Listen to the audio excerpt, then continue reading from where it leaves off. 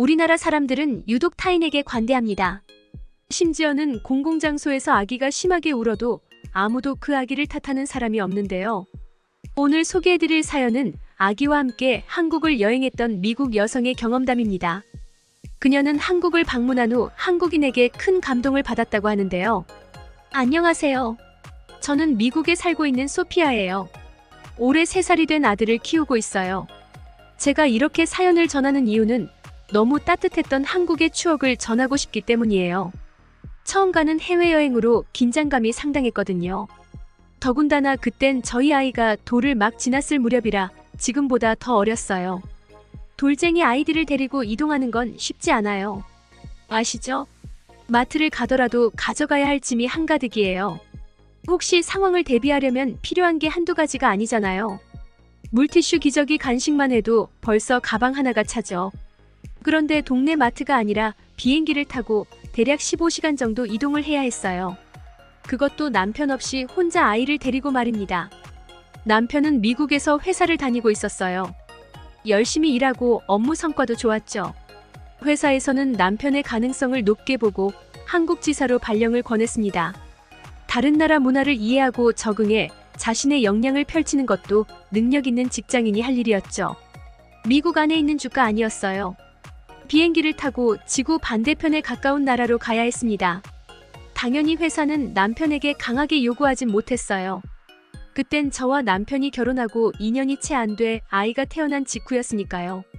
그런 상황을 너무나 잘 아는 회사는 남편의 의사를 물어왔습니다. 우린 많은 고민을 했어요. 한 가정의 아빠이고 저의 배우자로 역할이 있죠. 그리고 남편은 한 사람으로의 역할도 있었어요. 대부분 사람은 더 큰 성장을 원한다 생각해요. 기회가 있다면 그 기회를 놓치고 싶지 않을 테니까요. 그리고 다른 나라로 가는 기회는 사실 흔치 않았어요. 미국에 본사가 있는 회사에서 다른 나라로 보내지는 경우는 그만큼 업무 성과가 뛰어나고 능력 있는 직원에게 권유하는 일이었습니다. 그래서 우린 더 진지하게 고민했어요. 그리고 저희 선택해야 했죠. 고민 끝에 남편과 전 1년 정도 나가서 경험을 쌓아도 좋겠다는 결론을 내렸어요. 아직 아이가 어려서 엄마 손이 더 필요할 거라 생각했거든요. 차츰 아이가 커가며 아빠라는 말을 했을 땐 아이 옆에 있어주는 게 맞다고 생각했어요. 그래서 남편이 한국에 나가 있을 시간은 1년 정도였습니다. 어렵게 내린 결론을 회사에 전했어요. 회사는 흔쾌히 받아들였죠. 물론 더 오래 있으면 좋겠지만 회사에선 남편의 가능성을 확인하고 싶었기 때문이에요. 1년의 시간이라면 충분히 남편의 능력을 검증할 수 있다고 판단한 셈이죠. 그렇게 남편은 저와 아이를 미국에 둔 채 혼자 한국으로 떠났어요. 아쉬움도 있었지만 1년 뒤 더 큰 성장을 생각하며 잠시 아쉬운 작별을 했답니다. 그렇게 남편을 보내고 미국에 혼자 남아 아이를 키웠어요. 생각했던 것보다 더 어려웠죠. 평일에 대부분 남편들은 직장을 갔어요. 당연히 엄마가 아이를 키우는 시간이 많았습니다. 저 역시도 그런 사항들을 생각하며 저 혼자 충분히 잘 해낼 수 있을 것이라 생각했어요. 하지만 현실은 그렇게 쉽지 않았죠. 고 밤낮으로 아이를 돌보고 주말까지 오롯이 혼자 아이를 본다는 건 생각보다 힘들었어요. 심리적으로 기댈 수 있는 남편이 미국이 아닌 한국에 있어 더 그랬죠. 바쁘더라도 매일 아침 저녁 남편의 얼굴을 보는 것과 그러지 못한 차이는 생각보다 컸습니다. 스마트폰을 이용해 화상 전화를 하더라도 마찬가지였어요. 저는 옆에서 같이 숨쉬고 차분히 이야기를 들어주는 남편이 그리웠습니다. 잘하고 있다는 토닥임이 받고 싶었어요. 서툰 한국어로 처음 가는 한국에서 열심히 적응하는 것처럼 저 역시도 미국에서 저 혼자 아이를 키워가며 이 모든 사항들을 적응하고 있었거든요. 1년은 남편이 멀리 있어도 괜찮다고 생각했지만 사실 그렇지 않았어요. 남편은 생각보다 저에게 큰 자리를 차지하고 있던 거예요. 그런 저의 마음을 들은 남편은 자기를 보러 한국에 오는 건 어떻냐고 물었어요. 아이를 혼자 데리고 와야 한다는 걸 알기에 힘들겠지만이라는 말을 덧붙였죠. 남편이 한국 지사로 발령받기 전 더 나은 미래를 위해 선택해야 했던 것처럼 저도 선택해야 했어요. 나와 내 아이에게 더 나은 선택은 무엇일까? 고심 끝에 힘들겠지만 남편을 만나 잠시라도 얼굴을 직접 보고 이야기하는 게 좋다는 결론을 내렸죠. 더 이상 망설일 필요가 없었어요. 비행기 표를 끊고 한국으로 떠날 준비를 했습니다. 한국이 어떤 나라고 어디에 있는지 저에게 중요하지 않았어요. 남편이 있는 나라이기에 몇 시간의 긴 여행도 얼마든지 할 자신이 있었죠. 그렇게 전 여행 가방을 준비하고 아이와 함께 비행기에 올라탔습니다. 여행 준비를 하기 전 아기 바구니 서비스가 있다는 걸 알았어요. 작은 요람 같은 걸 비행기 앞좌석에 설치하고 어린 자녀들이 좀 더 편안한 여행이 될 수 있도록 배려하는 서비스죠. 하지만 제 아이는 개월수 대비 키가 컸어요. 그 안에 들어갈 수 있는 크기를 넘어섰죠. 비행기에 탑승한 15시간 동안 전 아이를 무릎에 앉히고 있어야 했습니다. 걱정이 안 된 건 아니에요. 비행기는 한정된 공간이라 혹시 아기가 적응 못하고 보채면 어떡하지 생각했어요. 그래서 비행기 안에서 아이와 놀아줄 수 있는 간식과 장난감도 챙겼죠. 그렇게 아이를 낳고 처음으로 남편 없이 장거리 여행을 시작했어요. 비행기가 이륙할 때 다행히 아기 컨디션이 좋았어요. 한창 활동적으로 깨어있을 시간이라 조용히 책을 읽어주며 시간을 보낼 수 있었죠. 하지만 그 시간은 길지 않았어요. 1시간이 채 되지 않았는데 아이는 좁은 공간에 앉아있는 게 답답했는지 칭얼거리기 시작했습니다. 저는 당혹스러웠어요. 칭얼거리다 이내 잠잠해지면 다행이지만 그렇지 않는다면 비행기 안에서 다른 사람들에게 피해를 주는 상황이 생길까 긴장되었습니다. 슬프게도 예상은 적중했어요.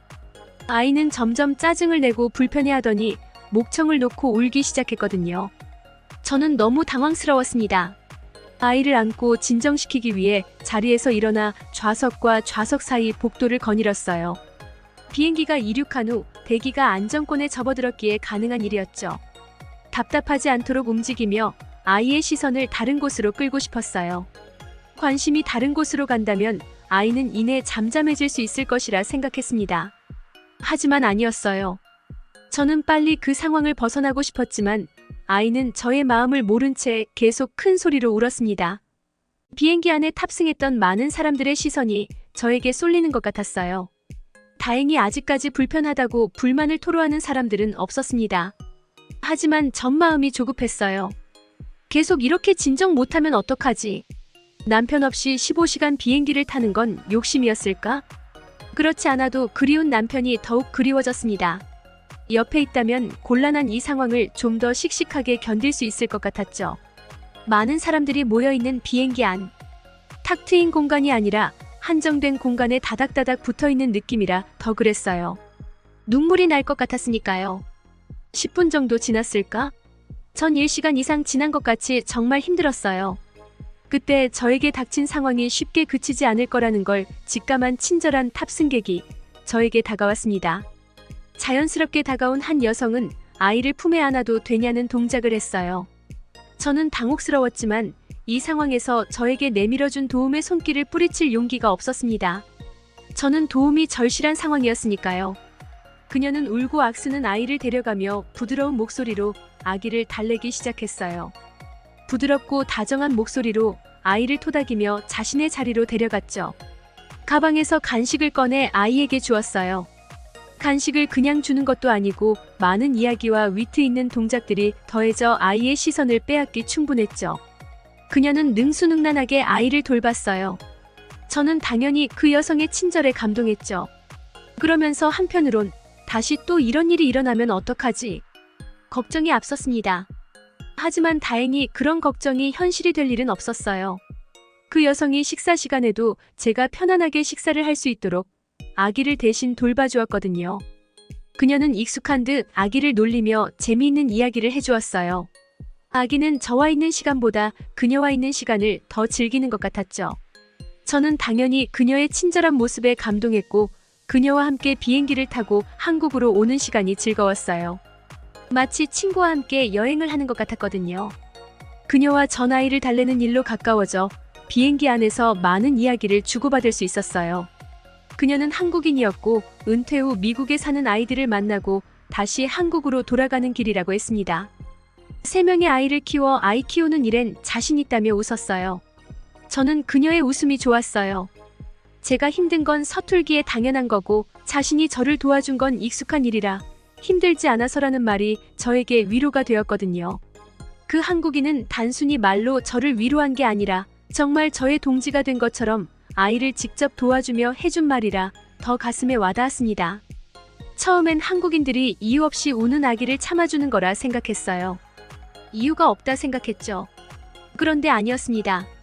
다른 나라 사람인 저의 상황을 공감한 거예요.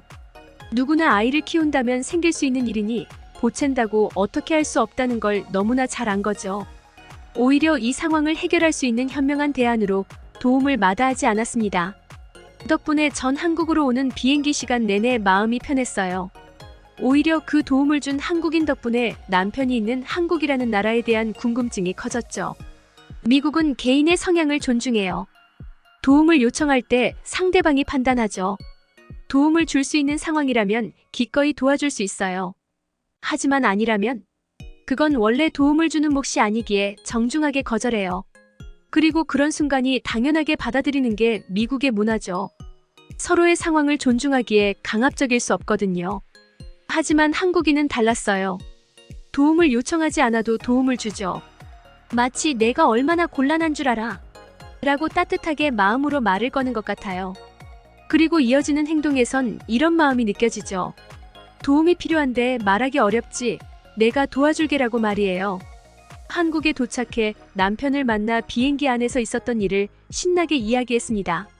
남편은 제가 한국으로 아이와 함께 긴 여행을 떠나는 자체를 걱정했거든요. 물론 알았죠. 그럼에도 불구하고 이 여행이 필요하다는 걸 말이에요. 공항에서 남편을 처음 보았을 때 남편 표정에서 제 걱정을 얼마나 한다는 걸 알 수 있었죠. 남편은 비행기 안에서 있었던 일과 한국인의 친절한 도움에 저처럼 감동했어요. 그리고 한국 사람들은 그 사람뿐 아닌 대부분이 그런 것 같다고 덧붙였죠. 먼 나라에 혼자 왔어도 잘 적응할 수 있었던 건 한국인 특유의 민족성이라 생각한대요. 표현하기 어려운데 그런 게 있다고 멋쩍게 웃었죠. 더 놀라웠던 건 비행기 안에서 겪었던 일들이 거기서 끝이 아니었다는 점입니다. 사실 한 명의 한국인을 겪고 한국 사람들 대부분이 그럴 거야라고 결론 짓는 것처럼 위험한 일은 없으니까요. 이후 제가 전하는 이야기를 들으신다면 아마 놀라실 거예요. 외국이지만 푸른 눈을 한 저희 아이는 한국 어디를 가도 인기 만점이었거든요. 남편과 식당을 갔을 때도 마찬가지였어요. 식당 안에 있는 손님들은 아이를 예뻐해주고 관심을 보였습니다. 처음엔 어색하고 적응을 못했지만 아이도 이내 자신에게 관심을 보이는 한국인들에게 웃음을 보이기 시작했어요. 그 모습을 본 한국인들은 더 열광했습니다. 아이가 웃는 표정을 지을 수 있게 자신의 얼굴을 우습게 만드는 걸 마다하지 않았어요. 그런 한국 사람들 덕분에 식당 안에서 아이 기분은 항상 좋았습니다.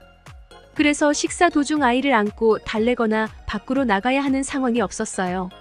미국에 있을 땐 혼자 아이를 봐야 하는 불편함도 있었지만 식당 안 누구도 저와 제 아이에게 관심을 주지 않았습니다.